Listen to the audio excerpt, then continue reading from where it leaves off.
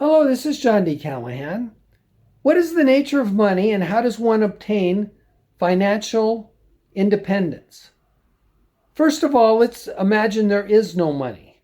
Now, we live in a civilization, obviously, which produces many things, and that's necessary. You have to grow food, transport it, build homes, and we can do a lot of that so efficiently that we have time for arts and sciences, etc.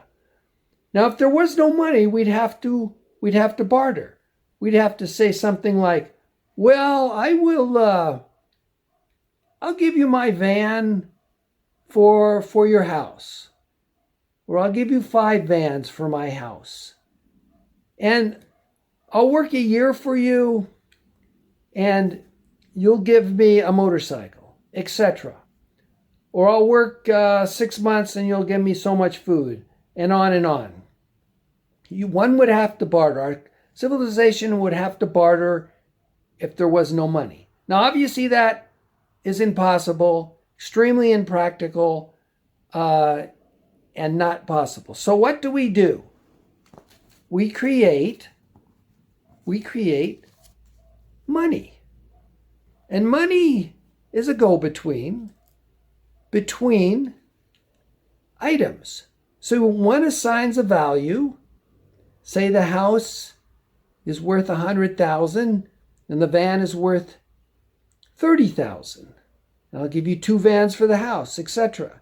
But again, you use money instead of bartering. You assign a value, but the money itself is worthless in the sense that these are just little pieces of paper that have no value in and of themselves. It's only that we assign a value to them because we cannot barter.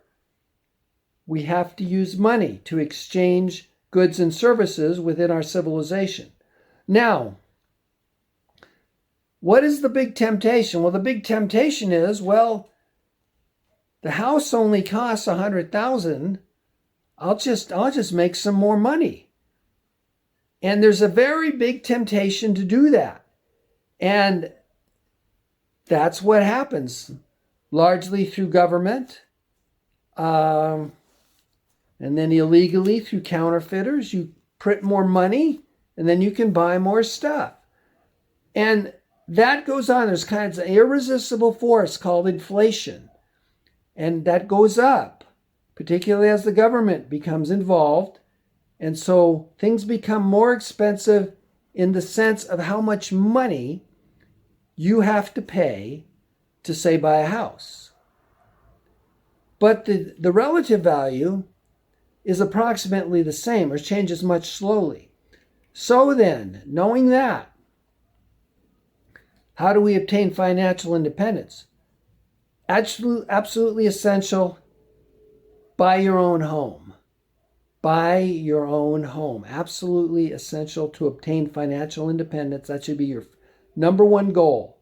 Save money and buy a house. And why is that? Well, you're buying a house at the current value of the money. But it's going to be necessary to have more and more money in order to buy the house, even though the relative value between the van and the house is about the same. So you buy a house, you're locked in at that money value. And you typically will have a mortgage. So say 10 or 20 years after you buy the house, your mortgage is still fixed. It's fixed at that lower level. So say your mortgage was originally $1,000. Now and it stays that way for 30 years, typically. Now, you're working at, say, making 10 grand a year when you bought the house.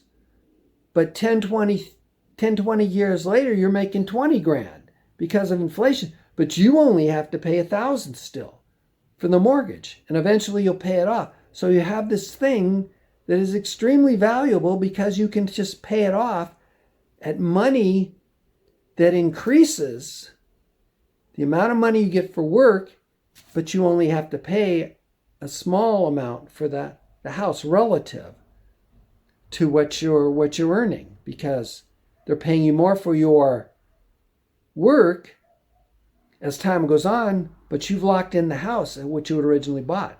So number one, you buy your house. Now, obviously, you need to have money to live, to buy food. And therefore, food and clothes and so forth. Therefore, you need a job. So get a job, get the best job you can, job you enjoy, and keep working at it while you're investing. Invest all the money you make and invest as much as you can. Save as much as you can by pinching pennies. Pinch pennies. Now, that's somewhat unpopular, but it's very fun, and you typically can get things just as good or better than if you spent more. And I have a number of videos on how to do that. I'll just give you one example because I'm looking right at it. My hair, I dye my own hair. It cost me $4 or $5. I cut and dye my own hair. It cost $4 or $5. You know what it would cost if I had to have it done professionally? I have many examples like that. And I have several videos on the topic. So, save money. I know it's not popular, but it's fun and you do just as well or better. Then buy another example. I don't want to get going, but another example is clothes. Go to thrift stores. Often you can buy something brand new that will fit better and looks better than spending 10 times more at a department store, or 5 or 10 times more at a department store. Okay, now, you got to buy your house. What else do you invest in? You can invest in gold. Gold's going to keep going up. It's a hard asset in the same way as the home. But probably the best thing at all, one of the best things, is the SPY. Well, what's the SPY? It's a stock you can buy, and it's a combination of 500 of the top companies in the country. And those change. They'll adjust those periodically. So there'll always be a good representation of 500 companies. Now, a lot of companies, one may go bad or even bankrupt, but again, it's being monitored and adjusted. So overall, it won't. So, and it will appreciate in the same way that your house appreciates. It's property, it's intellectual property, and it's people's labor, and you're investing in that. So buy the SPY. Investing is very simple. It rhymes. Keep that in mind. Buy the SPY. It's that simple. Now try to buy it low, but it doesn't matter. You're not going to catch the exact bottom. Same with housing. Try to get a good deal on a house. Move to a different part of the country. Do a little research. But with little effort, you can get a good deal on a house. Buy the SPY when it's low, but don't worry about it too much. It's going to keep going up. Now, another good point is if you work on your home, you're putting money into it at the current cost of labor, which is going to go up. And one reason that's the same with the SPY. People are working and they're improving the company at the current price of the company, at current price of money, but money's going to keep going up. So it'll appreciate in the same way that the house does, and your initial investment will continue to go up because of inflation.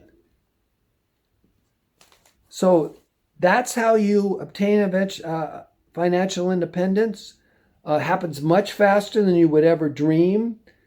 Often you start in your 20s, you can be done 10, 20, 30 years. You can be done with any kind of luck, or if you're pretty good at buying homes or investing in the SPY. Can also obviously branch out and your skill can increase. You can maybe buy more than your residence. You can have some rental properties. You can buy other stocks. But the simplest thing, own your own home, buy the SPY, and pinch pennies.